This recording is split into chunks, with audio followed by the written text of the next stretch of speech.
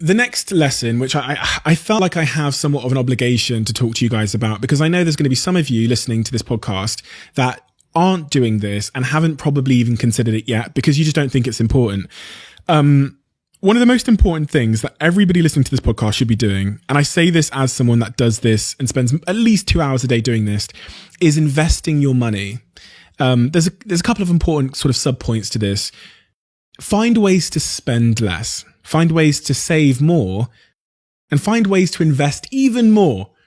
And when we talk about investing, typically you think of investing as something that other people do, right? Like wealthy people that live in, Canary Wharf in London or New York City, run around in suits, waving pieces of paper at the stock exchange and investing their money.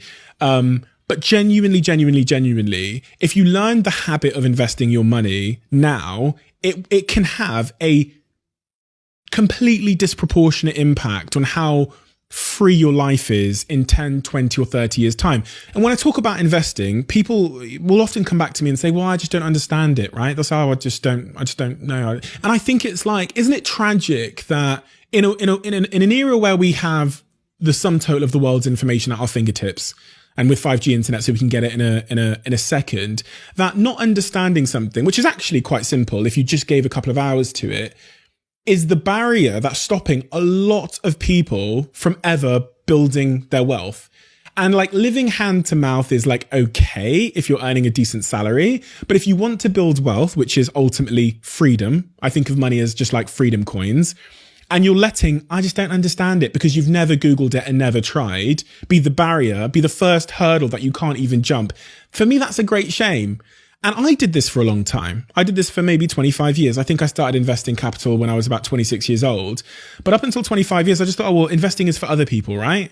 People that aren't like me. And my thing is, I need to make more money and then just save it. No, your money can act like soldiers. It can go out every day, take prisoners and come back with more, right? And that's what you should be doing with your money. If you don't know how to invest and, because you don't understand it, or you don't understand cryptocurrency or Bitcoin or whatever, Google it, please. I swear to God, if there was one investment of your time that stands to make you multiple riches over the next 10 or 20 years, it's just learning what this investing thing is. And it could quite literally take you 10 hours to understand. 10 hours to genuinely multiply your future wealth.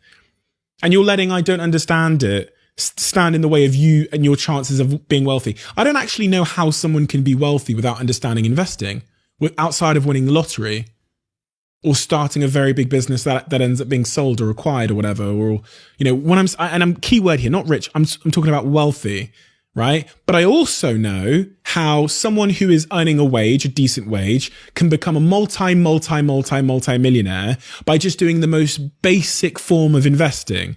But the problem is they don't teach you this stuff in school. So this is one of the things in life where you're going to have to do it yourself. You're going to have to go and put those 10 hours in. My brother said to me one day, he said, I was talking about, what to do with my money. I was like, bro, my brother's an investment manager and investment banker. I said, bro, I'm going to buy a house. And he turned to me, he said, Steve, if everybody knows how to do it, the returns are low.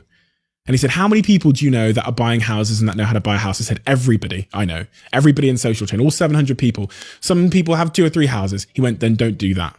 He said, if you want a higher return, you have to go and do the thing that most people don't know how to do. And he went, investing. Most people don't ever bother to teach themselves about investing. We all typically live in this world where the narrative is you go to university, whatever, you get a job and then you go and get that mortgage and you buy a house. That's the path. So just like thinking logically, it does make sense that there would be greater returns doing the thing that nobody's told you about or that is off-piste, right? And that's what investing is. And we're seeing a real renaissance moment at the moment with young people, old people who would never invest before because of apps like Revolut and Monzo and how easy it's become to start to get into investing, but also because of Bitcoin that pulled a ton of people in. And I think if I could give you a piece of value, if there's something you could come away from the podcast and think, do you know what? That was the day where I started investing. Then I think that would be a tremendous thing that I've done. Because if I could just get one person listening to this podcast to put in those hours and to Google how to invest and to get the Hargreave Lansdown app or an investment app on their phone and just start putting £10 in every single month into the index funds or the S&P 500 or into Facebook stock or whatever it might be, then I think the habit you'll learn and the rules you'll learn about money will change your life and the life of your kids forever. So I think I just could not say it today.